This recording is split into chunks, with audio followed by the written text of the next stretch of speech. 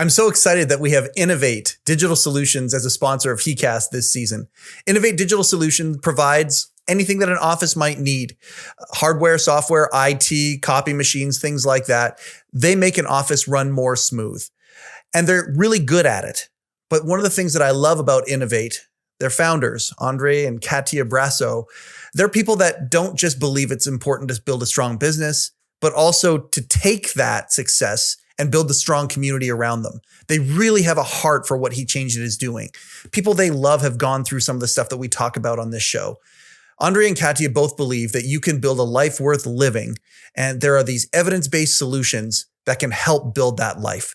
We're so excited to be in partnership with Innovate Digital Solutions, and heChanged It is better for it, and we hope you will be too. Go to innovate.ca and check them out.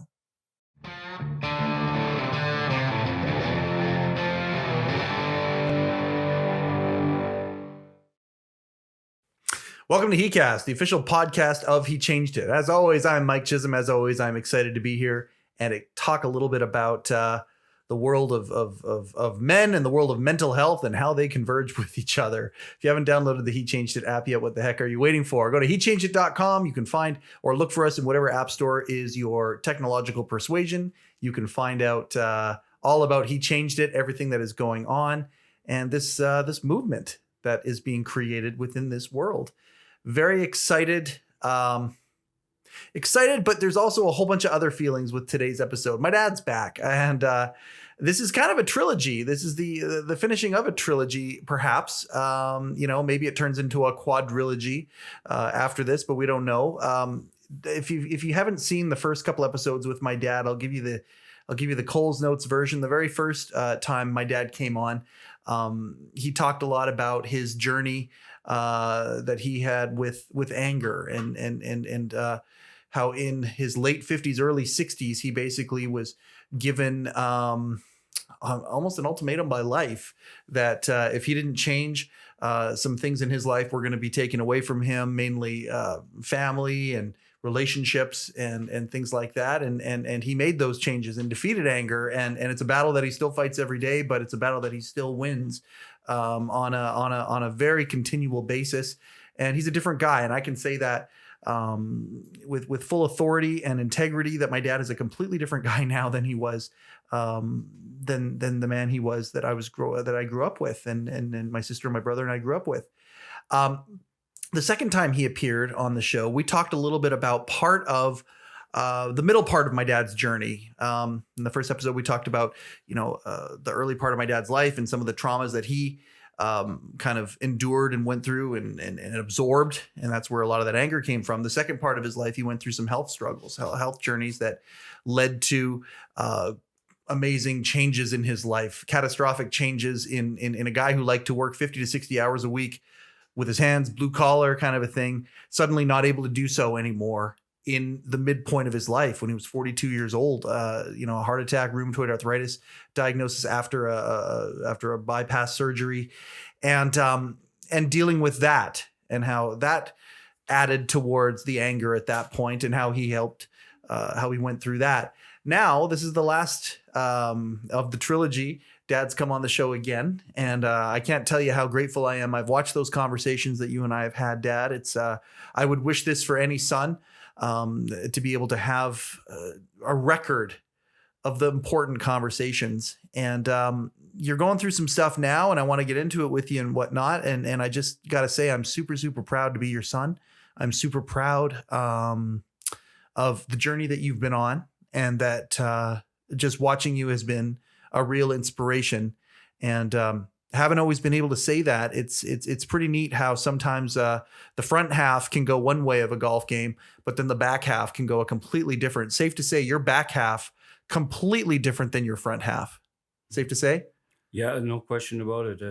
And the pleasure that comes with improvement and change really makes it sweet to be able to enjoy your days and not be afraid of what's coming. That really makes a difference. If there's surprises in our lives now, they'll just be surprises, and we'll go through them the way we go through every day, the way we have to here. Mm-hmm. and being confident that that will be comfortable as much as humanly possible. Mm. I'm not afraid of anything except some of the losses that are possible, and the loss and the discomfort that I could cause by not being proper. But I don't think they're going to happen, and I think that the troubles that we've lived through and and survived, I think that they've made us strong enough and capable to put up with just about anything that life can bring, Mm. and and without living in fear. And that's it's very valuable, very very valuable. We're gonna get back to fear in a couple of minutes. I'm fascinated um, about your perspective on fear right now, and that'll make itself that'll open itself up and reveal itself as we go through this conversation. Um, we were driving here. I picked you up from the muffler shop, and it was cool because it reminded me of memories of growing up with you. And I mean, I've talked about the anger issues, and there was always a uh, growing up with you was there was always a healthy respect. Like if you had, if your best friend was a Rottweiler or a Doberman or a German Shepherd, Mhm. love that dog, love to be able to hug that dog and pet that dog and whatnot, but you got to have a healthy respect. You got to make sure you act in a certain way and don't act in other ways. And if you say or do certain things, you don't want to ever set the dog off. And that was the anger stuff. That was the when the yelling would happen and things like that.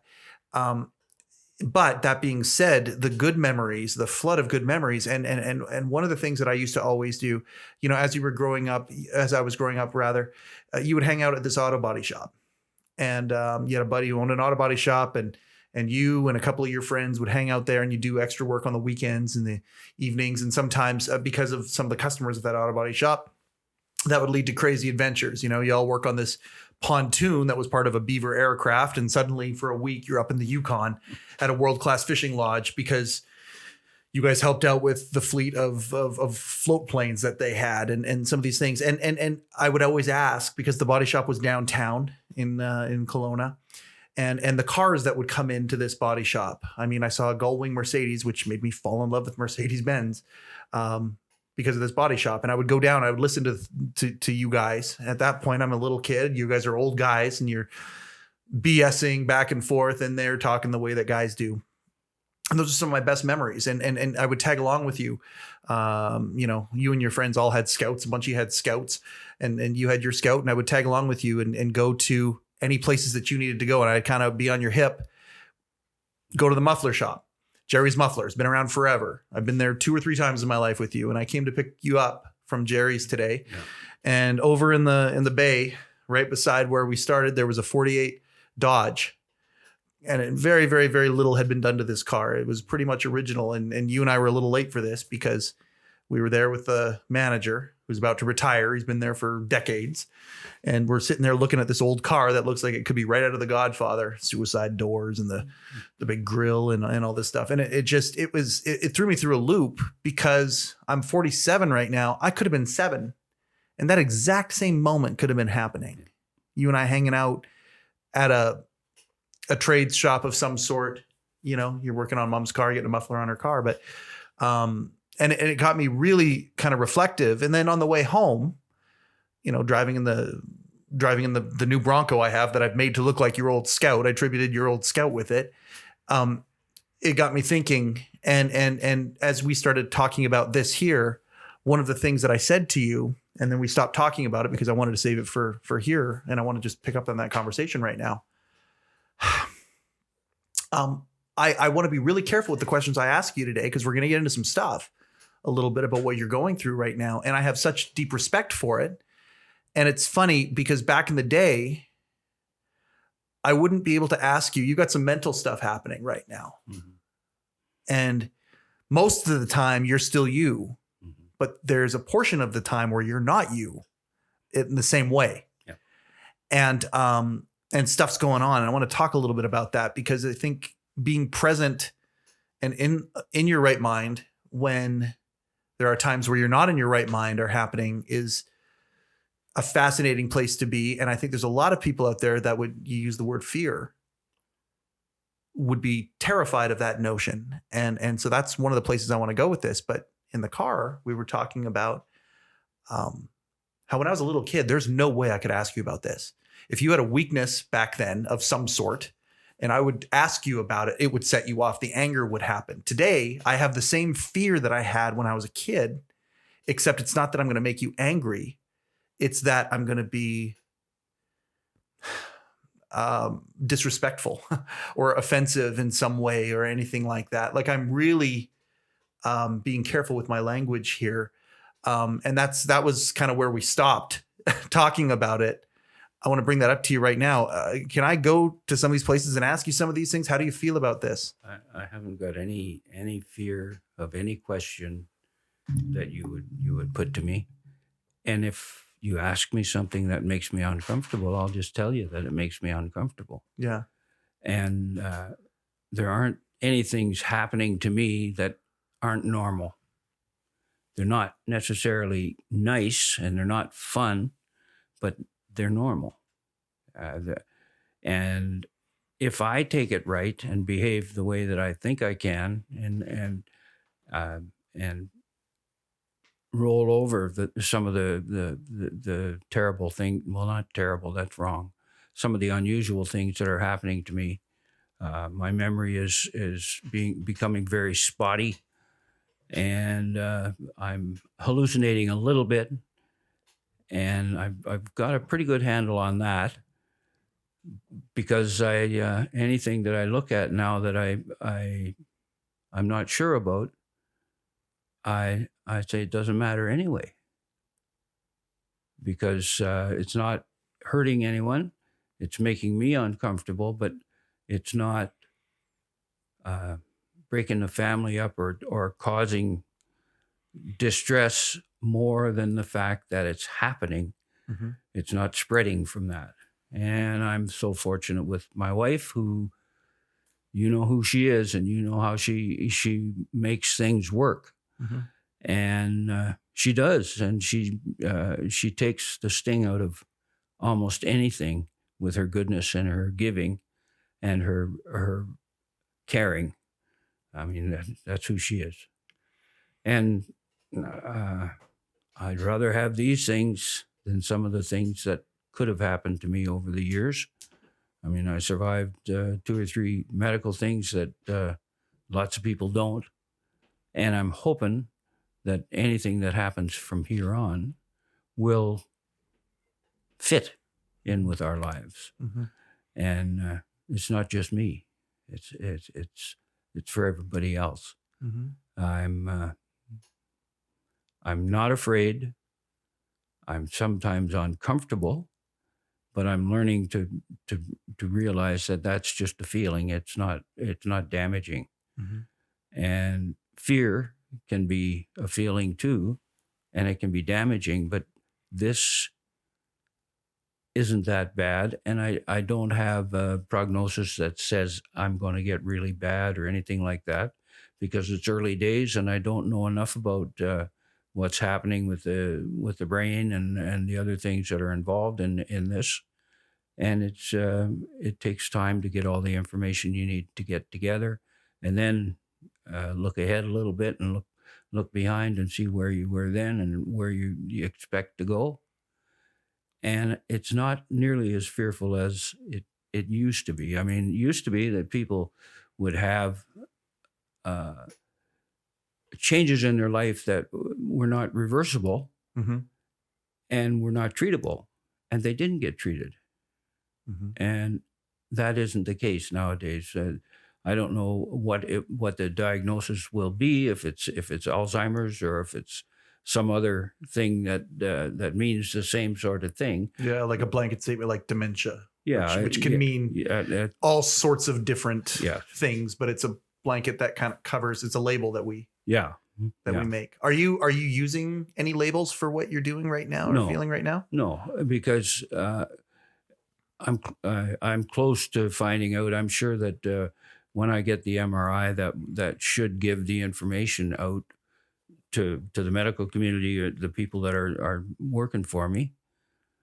I will get a diagnosis, and then whatever treatment is practical and possible for it will be put in place. And it's not a situation where you can move fast. It's not a cut or anything like that.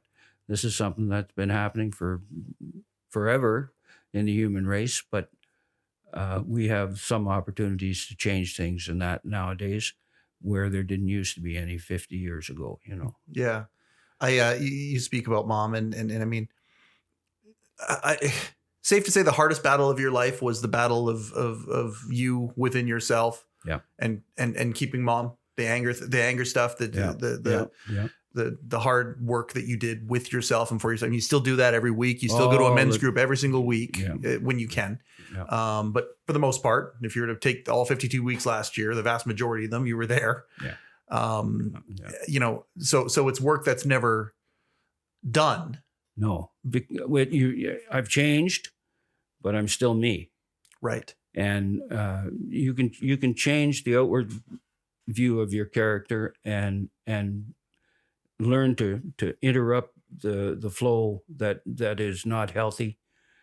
But that doesn't change who you are. Mm-hmm. It just changes your control level on it. And the feelings of hurt, that usually it's hurt that would cause anger. In that, you were talking about respect. Most guys, I don't know if all guys, but a lot of guys, respect is very important to them, in that they want to be perceived as they think they are. And that's usually not practical. We're usually not nearly as good as we think we are. And, right. And when you face that yourself, it's enlightening and painful at the same time. So when you get honest with yourself, you don't listen to the bad voice that's telling you you're whatever, that's disparaging you, but you also don't listen to the, for lack of a better term, the ego, or the voice that's telling you you're invulnerable, or you're perfect. You're blameless or flawless. Oh yeah. Yeah, you don't listen to either of those two things. You kind of you got to crash them together and roll them up and throw them in the bin, and say, I'm not any of that. I'm all of that, and one thing can work on the other and accomplish things. First of all, the will. Once you have the will not to do the things that are damaging and self-damaging, that really, really reduces the number of them, and it gives you the opportunity to interrupt the flow of this stuff. And people who don't experience anger the way that I did, I thought that anger was the solver of the difficulties that I was running into, and that if I got angry, this problem would go away. And it did. It worked that way, but it worked very, very well, but way too well. Because you can have it go away, but a lot of things can go away. Mm-hmm. And it's not worth it. Mm-hmm. It's certainly not worth it. And once you find out what it's like to have a different point of view about that, it's almost easy once you understand that you can do it. Mm-hmm. But it's the fear that you can't do it that stops you a lot of times.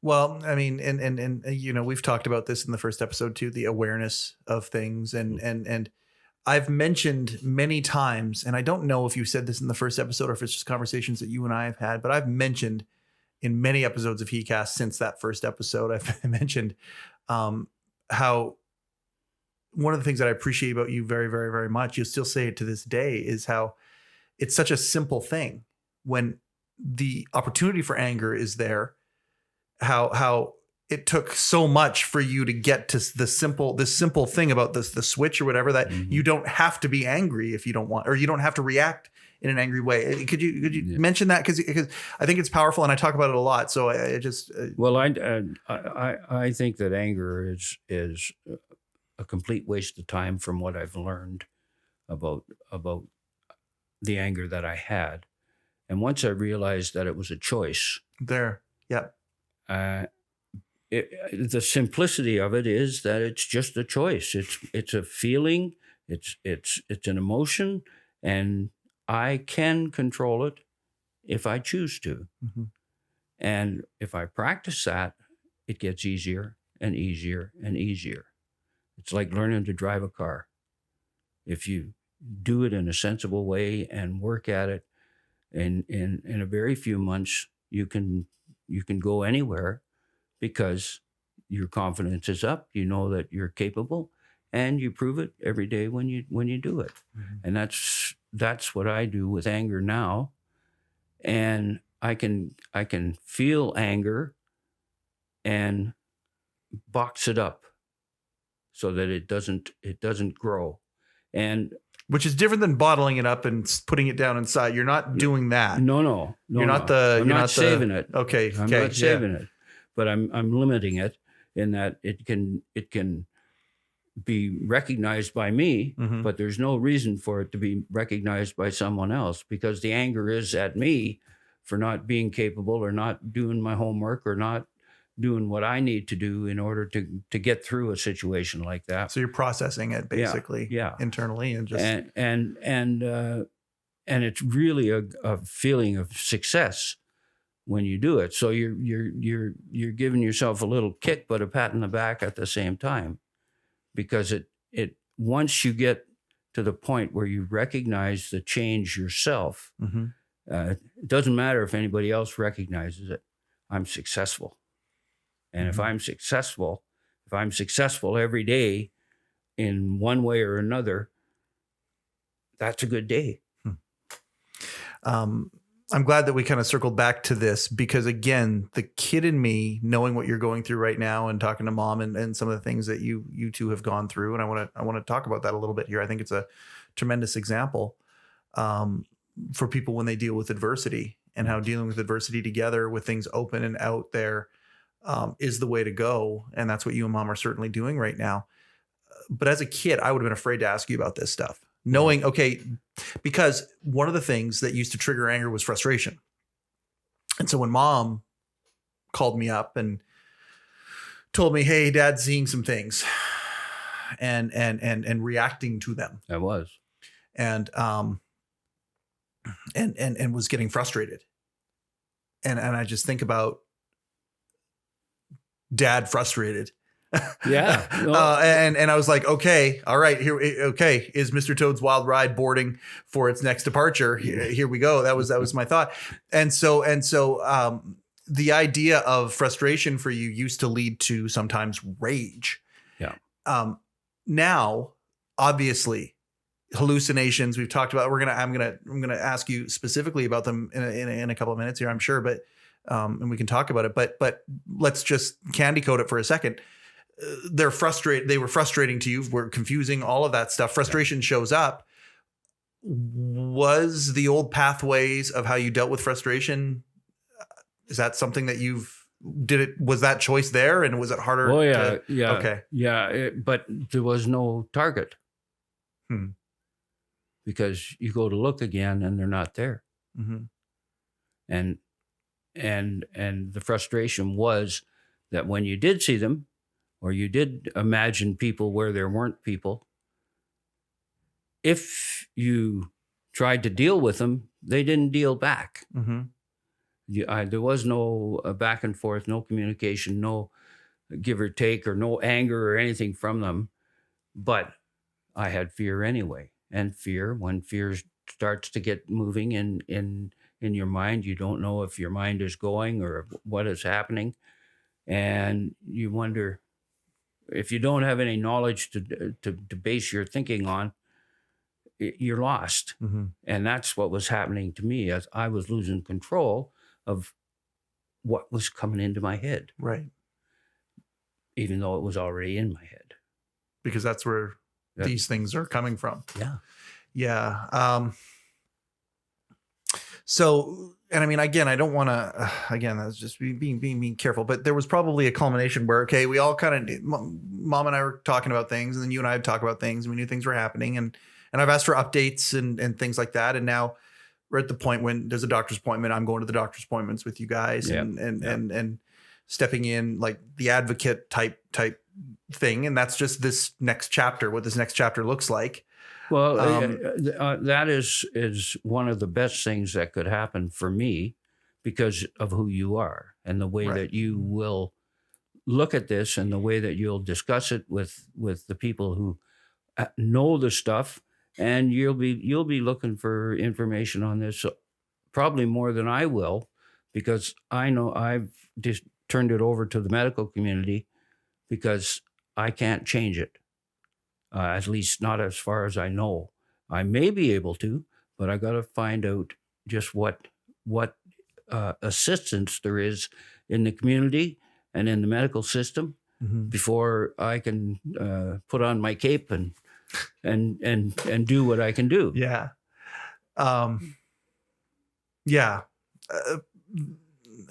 There's a turning point where that all kind of started. It became okay, we're monitoring this, and then it became okay, we need to kind of circle in and do something about this, and it involved a baseball bat. That was. So can you explain what happened? That I was now losing sleep. Okay. And I'd go to bed, and my eyes would pop open, and I'm middle of the night. Oh yeah. Yeah. Oh yeah, because it'd be a little light getting in from somewhere, and you'd look, and something moved there. What the heck was it? Was it just me?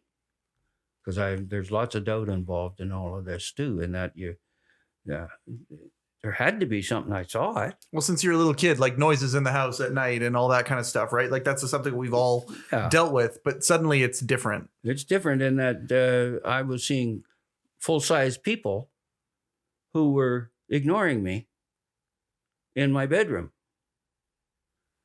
And humans?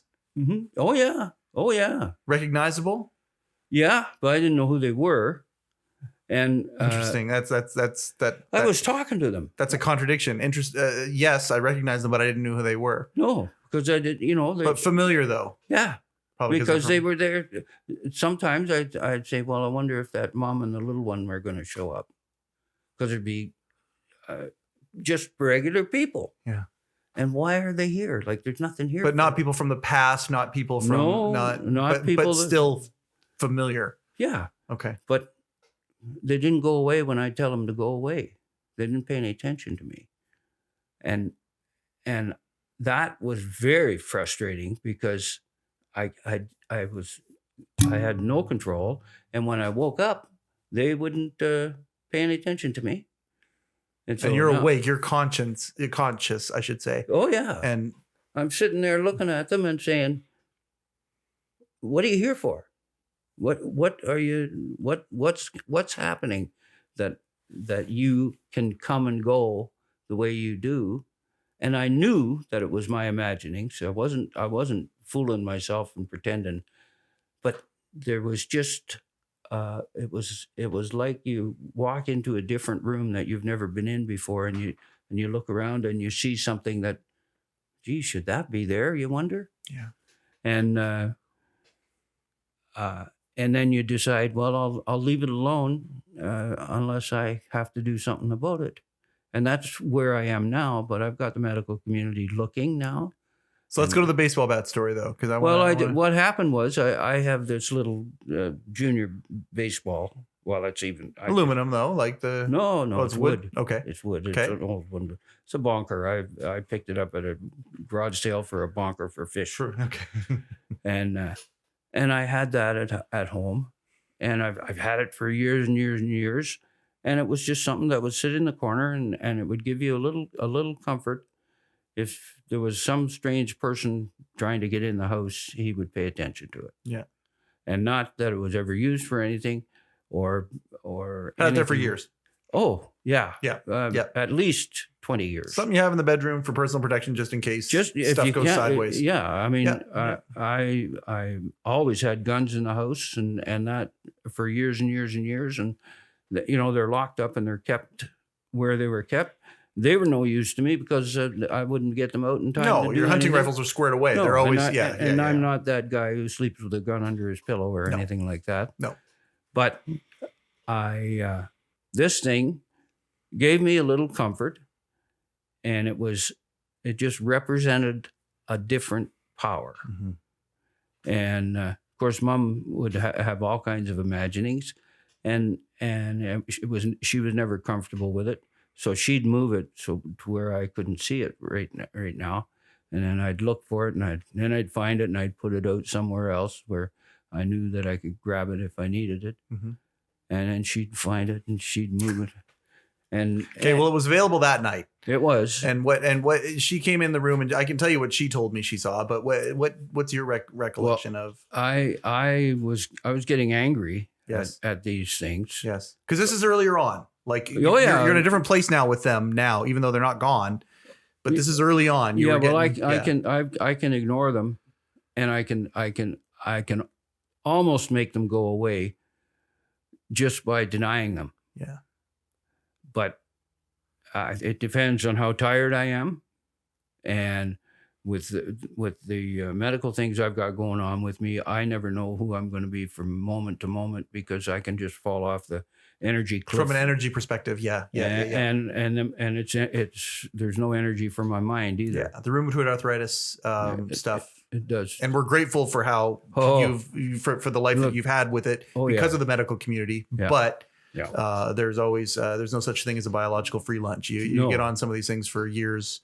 Yeah. And but we have ruled out, by the way, that the drugs have anything to do with this. It's not the drugs. It's something else. No.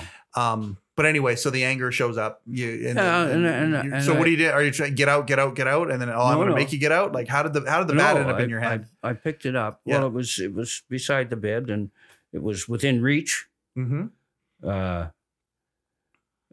It was between the bed and the nightstand, and then, I mean, it wasn't for the kids to get, that's for sure. But or your grandchild or anybody to be able to reach easy. But it was a little comfortable thing. Well, I reached around and I grabbed it in my left hand, which is the wrong hand, and then I switched it over to my right hand, and I hit the mattress as hard as I could. And I had 3 of these things in the room at the time. And I looked around and didn't bother them at all. Mm-hmm. I said, this is dangerous. Mm-hmm. I said to them. They didn't pay any attention to me. So after that, what do? You can't scare them away, and you can't think them away. Mm-hmm. What do you do? Mm-hmm. And we've been looking at it, and what we've been going through with the medical community, the way it is right now, to get research done, and that it's very, very difficult and is time consuming. Unless you're very, very lucky, we got a CAT scan very quickly. Yeah. And but getting if you're not wealthy, this is one of my dull spots. I've lost the word for the second test for the MRI. Oh, yeah. Well, you had the EEG as well. Yeah, they did that, but then the MRI is the one we're waiting for. Yeah, and unless you're willing to drop a couple grand out of your pocket, you got to wait.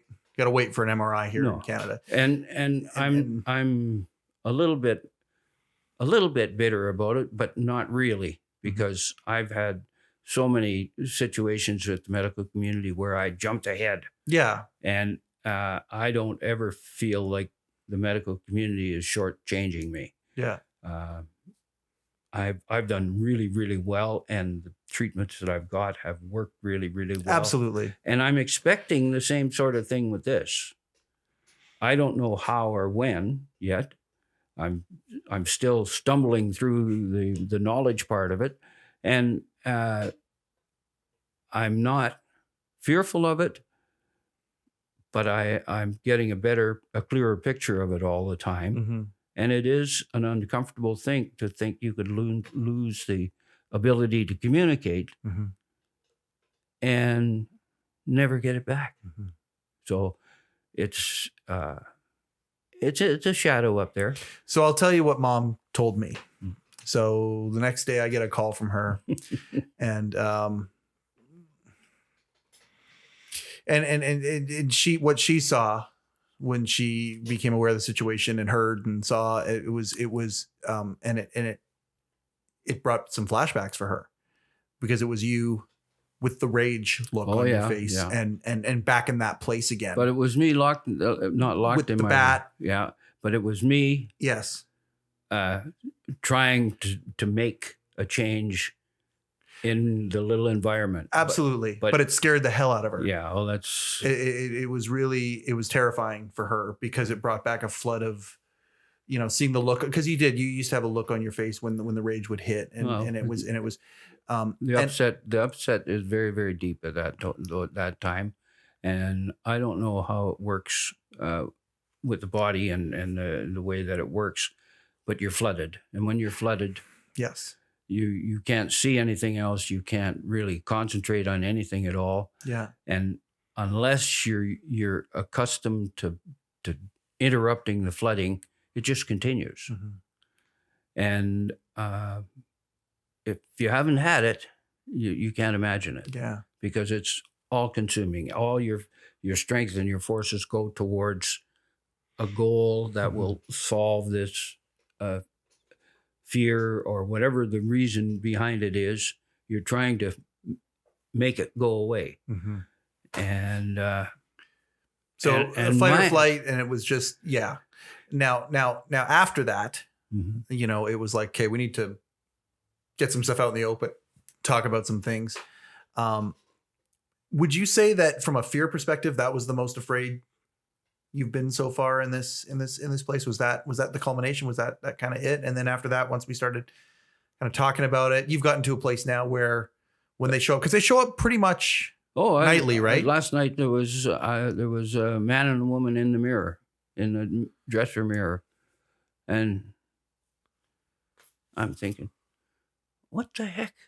Why do they come? But now the frustration's not there at all anymore, right? I'm not upset with them. Yeah. But normally when I see them, I mean, it's when I go to bed that I see them after, especially if I had trouble sleeping, mm-hmm. because now your mind is wandering around, and you either got to read or you got to do something to keep it busy, so that you don't start thinking silly things. And you can't stop silly things. We dream all the time, and their dreams are always, they're usually outside of your normal behaviors mm-hmm. that happen in your dreams. Mm-hmm. And I've been lucky. I haven't had nightmares with it or anything like that yet. And I'm hoping that my attitude and my appreciation for what I've learned are going to be useful in keeping that from happening. Right. But I don't know how what's going to happen that way, but I intend... No, that's your hope though. And if you're throwing out a direction, that's the direction you want to go in until the fork in the road that forces you to go somewhere else. Yeah. So after that, and I want to talk a little bit about you and Mom's reaction to it. Because it's one of those things where I can only remember one time seeing you cry growing up until you had your open heart surgery. After the open heart surgery, and anybody who's been through it, knows that as you're recovering from open heart surgery, your emotions are haywire at that point, and you can burst into tears at any second for any reason whatsoever, and be laughing and crying. It can be anything. Yeah. Many people that I've encountered in my life, it has to do with the people who saved them. For you, like after you had your open heart surgery, anytime there was one particular nurse who was there that you connected with, that when, for the first couple of weeks after your surgery, you mention her name and suddenly you're just like, it's like you're thinking a nice soft thought, but you can't control it. And so it just turns into the overwhelming emotion, which is tears in that case. Laughter is another one. Yelling can be another one, but it's never very far away now. One of our best family friends lost a daughter when I was in grade, I don't know, I must have been grade 9. And I came home from Big White, our local ski mountain. I'd gone with the school. I came back around 8 p.m. and you had told me that Carrie had passed away, Yeah. and you'd cried. That was the only time I ever saw you cry when I was a kid. Mm. And I mean, I can put myself in that place right now because, again, you talk about the stigma. That was just not something that Dad did. Mm. That's not something that dads do, but especially my dad. Was kind of the thing. Now, thank goodness that stigma is going away. My granddaughter has seen me cry. Last year, my friend Rick passed away. She was asking me about it in her 4-year-old naivete and doing her best. She just asking me about my friend Rick, and I lost it right in front of her, and she hugged me, and she has seen me cry. She's seen her dad cry. So it's a different thing now. Yeah. And I've seen you get emotional as we went through our healing, as you healed going through the anger thing. You and Mom had a moment, and recently, after that night, after it was like, oh crap, I guess it's time to accept our new normal. Yeah. And I want to talk about that a little bit because she described it to me, and then you described it to me, both in separate encounters, and you both had very similar things to say just from your own individual perspectives. How important is acceptance when your body is going haywire, especially in your brain, and you can't explain it, and the medical community hasn't given it a label, you haven't labeled it, you don't know what it is. Uncertainty is everywhere. Yep. Change is happening, and we as humans many times don't deal with change very well. No. You're pretty stoic about it. You're pretty zen about it. Well, and you've gotten to this point. You and Mom had this moment. Can we talk about acceptance a little bit with this and how you and Mom? Well, the learning experience that I've been on for the last 10 years, I've these kind of moments where you really look at what your situation is, and you admit it in your heart and in your head. And you say, well, what can we do about it? And there aren't a lot of answers. You say, well, how are we doing? Mm-hmm. And how we're doing is what's important to us. It's not ending or changing or doing that kind of thing. It's not being in control. It's accepting what is and living with it and doing that. And that's what we do. And my wife, as you know, is capable of deep, deep emotion. And she gives 100% all the time. And when something is going to interrupt that, she can be a tiger if she has to. Mm-hmm.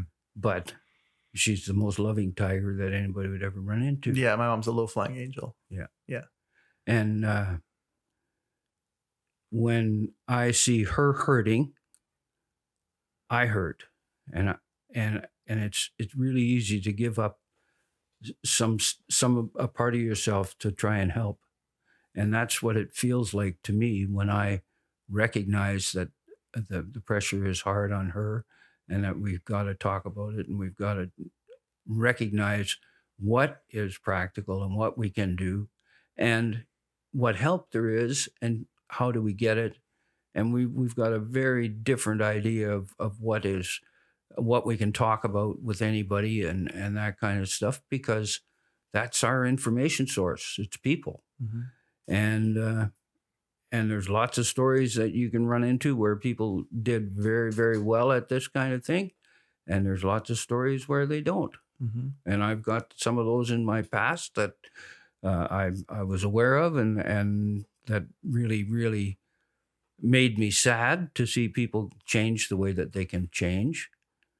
And my wife and I talk about these things, and we put them into the same kind of perspective that we have the other things that have happened to us. I had heart trouble, and that came out of nowhere. The docs couldn't find anything wrong. Then I had a heart attack, and it was the big one that could have killed me.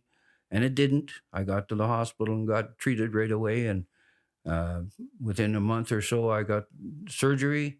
I mean, these are gifts that they went around 40 years before I needed them. Yeah. And I'm in the same situation now. I don't know what can happen or what I can do to work on this to eliminate some of the distress that it can cause me and some of the distress that it can cause around me. I'm going to learn how to have somebody just say, shut up, because I might not be saying sensible things. And I'm not regretting that or fearful of it. I have to have that because otherwise I'm giving up the rest of my brain if I don't learn to stop. So you're getting in the passenger seat. Well, yeah, that's a part of it, that kind of stuff. And Mom doesn't believe it, but she doesn't like to drive. She's not real big on driving, but part of the problem with that is I meant the metaphysical passenger. Well, I mean the real thing, because the real thing is a real problem. If all of a sudden we live where we live and I stop driving, anywhere we go is downhill and uphill. Mm-hmm. And Mom doesn't necessarily like downhill and uphill, especially if there's just snow or anything like that. Yeah. No. These are practical. Real practical. And I'm thinking about these things and making decisions about them way before I have to, so that when I think about it, it's almost a done deal already in my mind. And because I'm familiar with it, I'm going to have a much easier time adapting to it. Mm-hmm. And I actually practice adapting to it now by going out and starting the car and waiting for her, and putting myself in a position where I can't just get up and go. Mm-hmm. And it's just me trying to do the little bits that I can do to make this easier on both of us and to make it more civilized, and to get over the fact that my independence is going to be really, really cut back. And she doesn't like to drive at night, so that eliminates a whole other feature in our life for social things. And I'm just trying to get adapted in my mind so that these things, when they come up and they become a real thing, I'm not going to be brokenhearted or any of the other You're looking things. at it practically. Yeah, and I'd rather think about these things than think about, what's going to happen and be afraid and all of this stuff. I think that I'm probably going to do okay on this, and I think that some of it will be my fault if I do okay at it, because I'm anticipating and working towards it, and I'm not brighter than anybody else or anything like that. It's just that I'm determined to do what I can. I want to go back to this level of acceptance that you have, and you and Mom had a moment. We did, yeah. Can you talk about that moment? Well, it was just. This is after the bat. Oh, well after. This is a few days after. A couple days after. Yeah. Okay. It was and the culmination probably of the result of the bat. Oh yeah. Well, I knew that it was going to be talked about different than it had been, because she was fearful, and I could tell. And the next day, I said, "What'd you do with the bat?" And she said, "Well, it's in the bedroom. I haven't looked for it. I don't know where it is." And it's not that that there's any reason for it, but she's in charge of the bat now. I hope she can swing it hard. Okay, so what happened the day after that? Like, well, I want to talk about this moment, because there's a lot of guys who don't have these moments with their wives, and I think we were sitting on the love seat upstairs in the living room, and looking out, and I don't know if it was a sunset or what it was. It probably was a sunset, because we get some beautiful ones up where we are. You're in the house I grew up in, and by the way, thank you very much for still being in the house I grew up in. You've given me a gift that I can take my granddaughter up and I can show her that sunset that I got to see my whole life. Yeah. And anyway, so you were sunset on the love seat in the living room overlooking. And it just became very, very emotional very quickly, because we were envisioning what could happen, how it could be. And it was positive in that we weren't anticipating the end of the world or the end of our relationship or any of the things that are truly valuable. We were just envisioning the discomfort it would cause if I couldn't communicate. And it could be very bad if I allow myself to be as stupid as I can be, so we were talking about that, and Mom is so warm and so giving. It just made her, it hurt her to think of me being held back like that and being put down. But we talked about it, and we envisioned how we'd treat each other, and it doesn't take us very long to get off a practical thing and get onto a humorous one.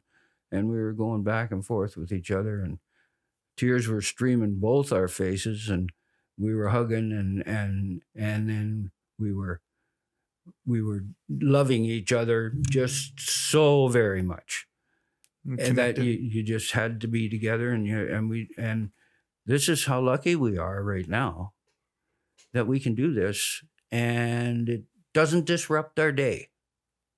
It improves our day, and we can be real with each other and enjoy it. And that's a vulnerability. Like I couldn't even talk to my sister, my brother about this at all because it's so foreign. Like the guy that we grew up with, the vulnerability that you were talking about here, like, to me, it's the example of what most men should be able to say that they could do and be in a safe enough relationship, safe enough environment with somebody that they could do something like that with.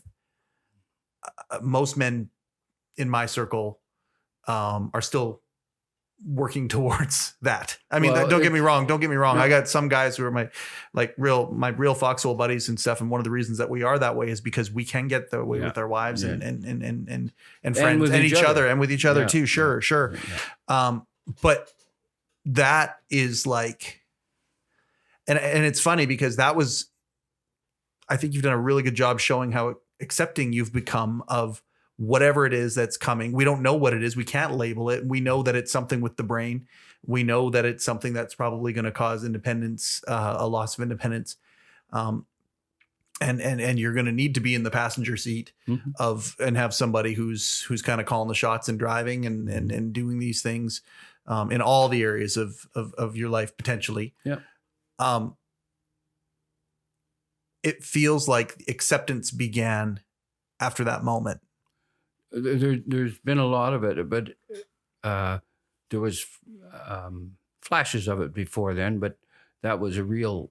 like you and Mom doing that, it felt like it's like, okay, bring it on. Whatever is coming is coming. Yeah. We now accept it. We're now not going to try and bat these things away. No. And since then, and because I ask you about it all the time, like, okay, what was it like last night? What's it like now? And it seems like there is no more frustration anymore. The acceptance is just kind of there. Well, the frustration is part of me. Okay. But there's a different perspective. Is that what it is? It's when you take the life out of frustration, when you take the power away from it, it's just another thing that you can experience and go through and set it aside. And that's what I do when I know that I can't do something that I wanted to do, or when I recognize that, I got to pay somebody now to do that because I shouldn't be doing it myself. So there's that part of it, but that's the real life part of it that you have to deal with, and you got to deal with that ahead of time if you don't want to be hurt by it. Yeah, like you're talking 100% practical right now. And there are many people who can't get to that place. Do you have any advice is the wrong word, but do you have any words where it's like, because obviously you're great. I don't want to put words in your mouth, but I know I'm grateful that you're in a practical space about this. Sometimes if friends of mine have parents that are going through dementia, they can't even mention it to them. Yeah. They talk about it with us. They talk about their other friends. They talk about it with their siblings, whatever it is, but they don't talk about it freely. Well, And I look at this, and I'm so grateful that I'm able to talk to you about this freely, and we can have these exchanges about this. Mom said to me, look, if you're going to have your dad on a third time, it might be worth doing sooner than later, because this really only started within the last kind of 6-8 months. Yep. I shouldn't say it's accelerated significantly in the last 3 or 4 months. Well, I don't know. I don't know how much I was defending myself against it before. Denying? Well, not necessarily denying, but trying to work it. Keep it at bay or whatever? Yeah, just trying to deal with it in the moment at the time, and not having it affect me the way it does now. Okay.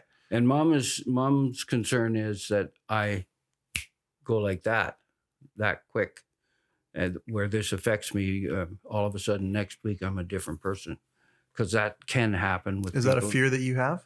No, because I won't be part of it. The fear that I have is that she won't be able to do it. Right. Then it's like I'm attacking myself. Okay. And she doesn't deserve the pain or the frustration or the other thing. And we've had talks about that too. And I said to her, hey, if I become a person that shouldn't be out, make sure you put me away. And she says that she will, but that woman has got that great big heart, and she wants to take and help.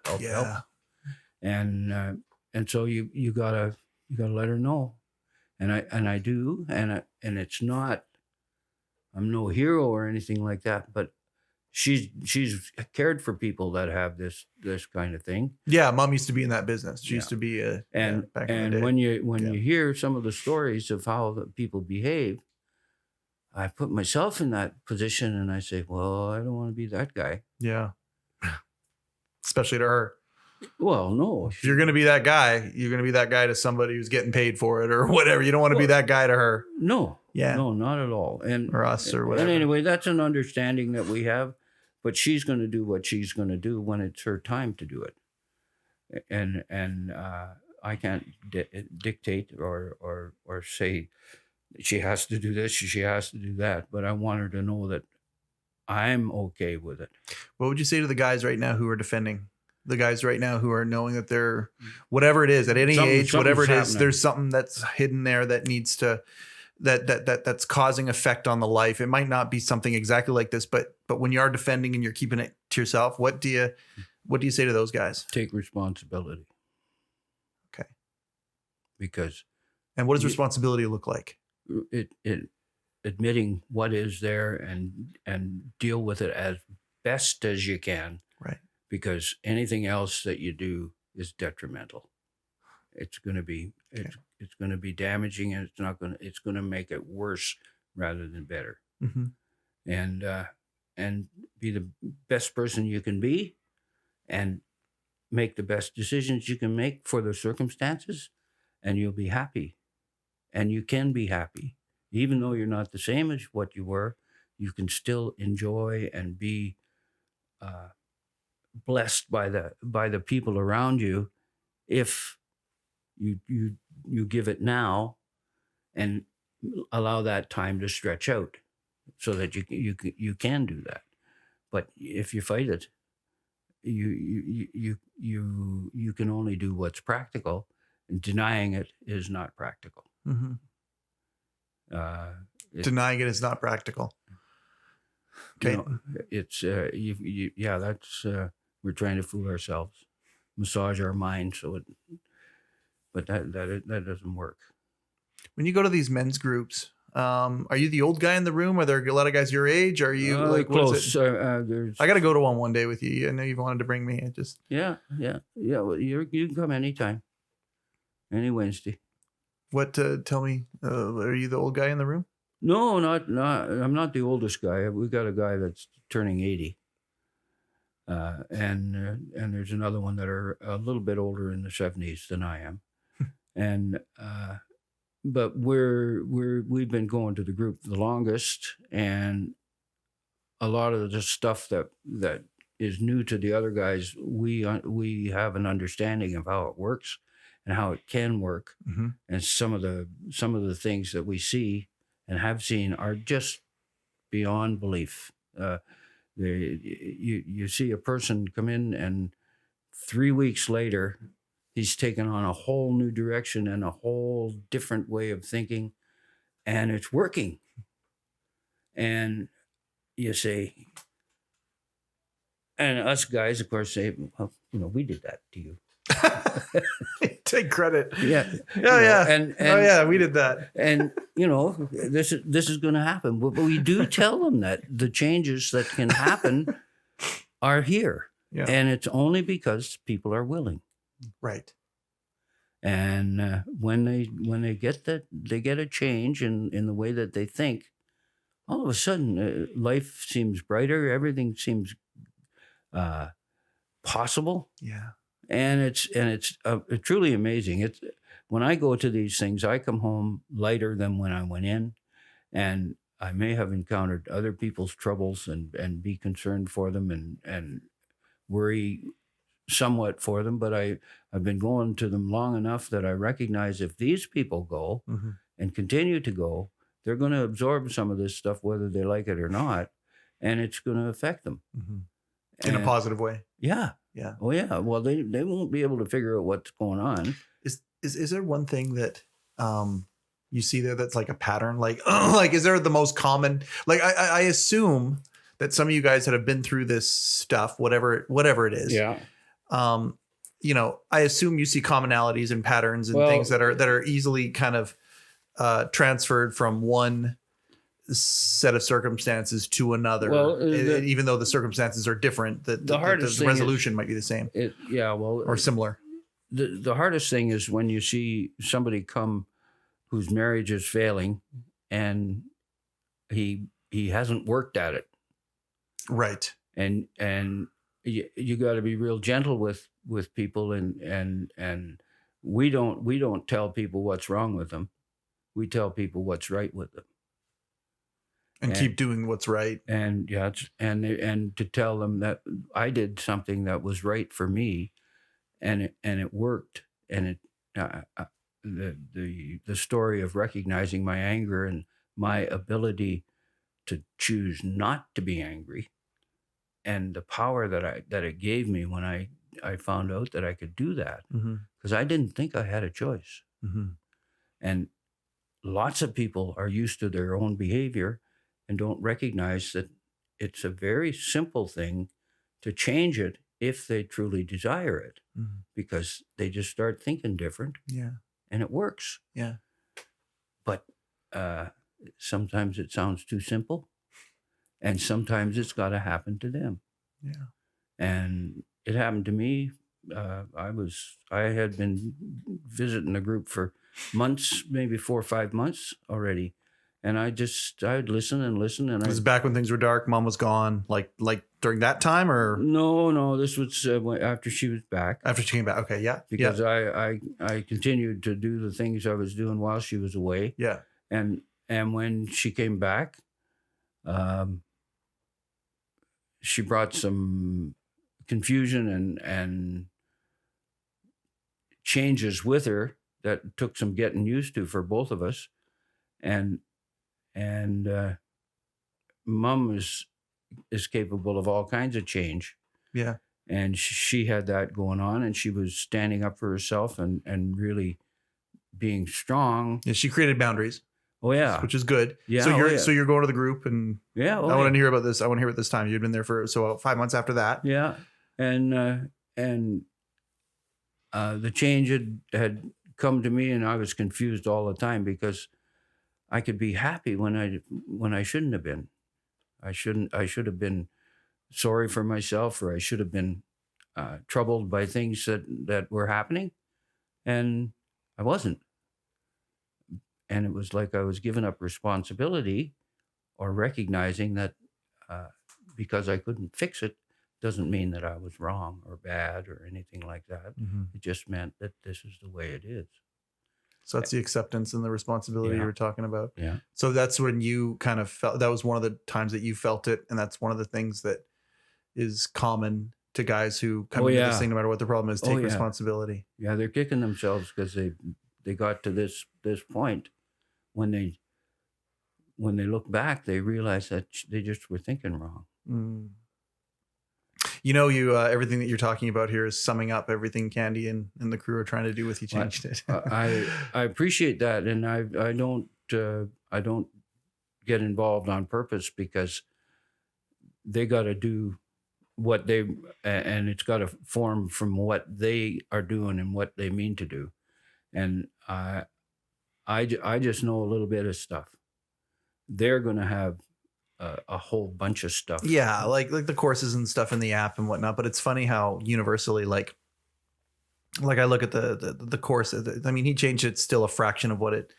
Oh, You know what the ambition. You know what the ambition is. You know what the goal of the thing is. But I mean, you gotta build it and you gotta get there and you gotta figure it, stumble forward. well, I think that you guys are, Candy especially. She's got the drive to create the organization that works and does. I mean, she's done it, and I think that her in the situation that she's in is really the best person that could be in that position because she does the details and she is so in favor of what she's doing that she wants to be an answer for somebody or to be able to present an answer to somebody, and it doesn't have to be scary and it doesn't have to be forced or anything like that. It just has to be wanted.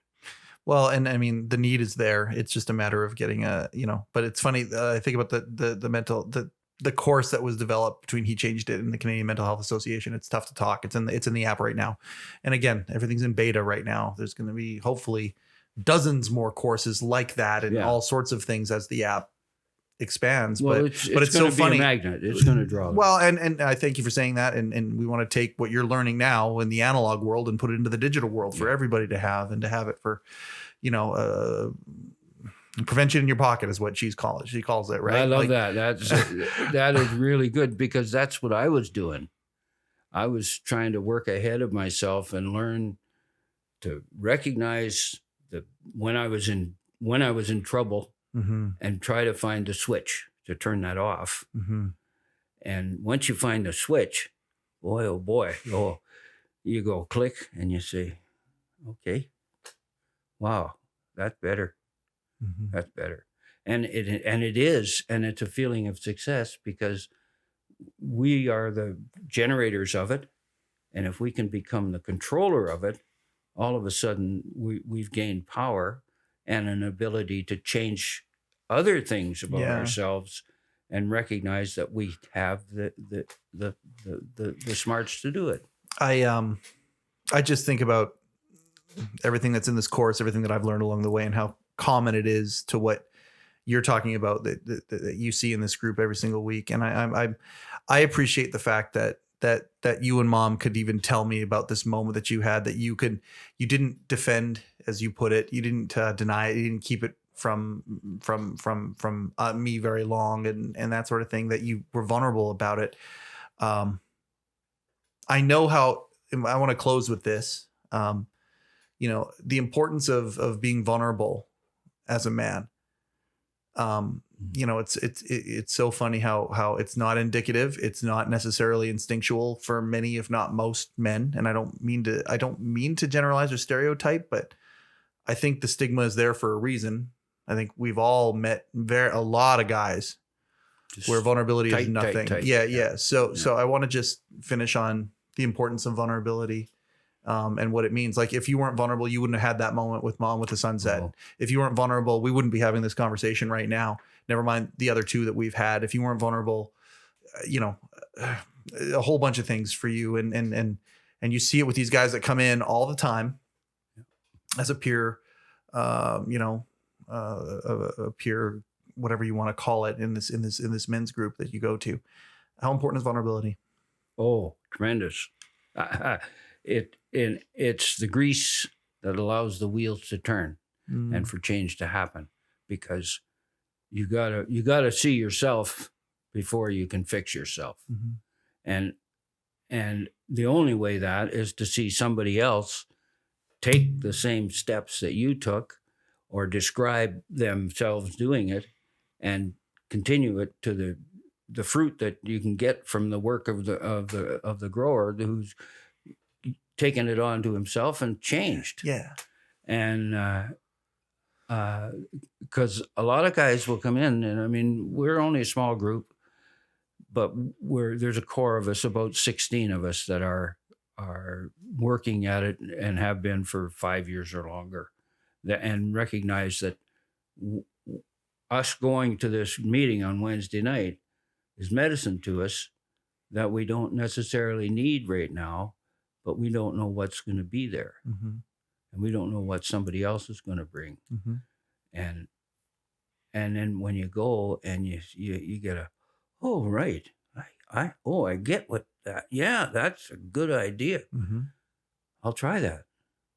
When you get that after 5 years or 10 years of doing this, and we got one guy that he's the longest guy there, and he says, yeah, he says, I'll be coming every night until I can't come. Mm-hmm. And that's the worth of it. Mm-hmm. But it's all self-improvement, and it's all we're just a cheering section for people doing stuff for themselves. And that's medicine to us who have benefited from it. I'm very proud to be your son. Well, I don't want to tell you how good of a son you are, because you get a sweat. Nobody believe you. Well, thank you very, very much for being willing to open up about this. We want to help people. No. You know, the first person that we need to help is always who? It's always ourselves, right? Yep. And you've done that. And through that, you helped a lot of other people. You saved our family by helping yourself. And whatever this next chapter is, I'm grateful that we have this on record at this time in this place. When you're in this state, it's really important to know that this is where you're at right now. Yeah. And I'm really grateful that you're willing to share that with us. I don't know if you see how brave that is, but it's really brave. Like, it's really brave. Thank you very much for talking about some of these things, Dad. I've got an opportunity to give my riches to my son. I've seen no evidence of the riches you speak of, but I feel of the riches that you were referring to. So thank you for that. Thanks, Dad. I love you very much. Thanks, son. Okay, so got through it. We did it. Got through it. Give me just 1 sec. Okay.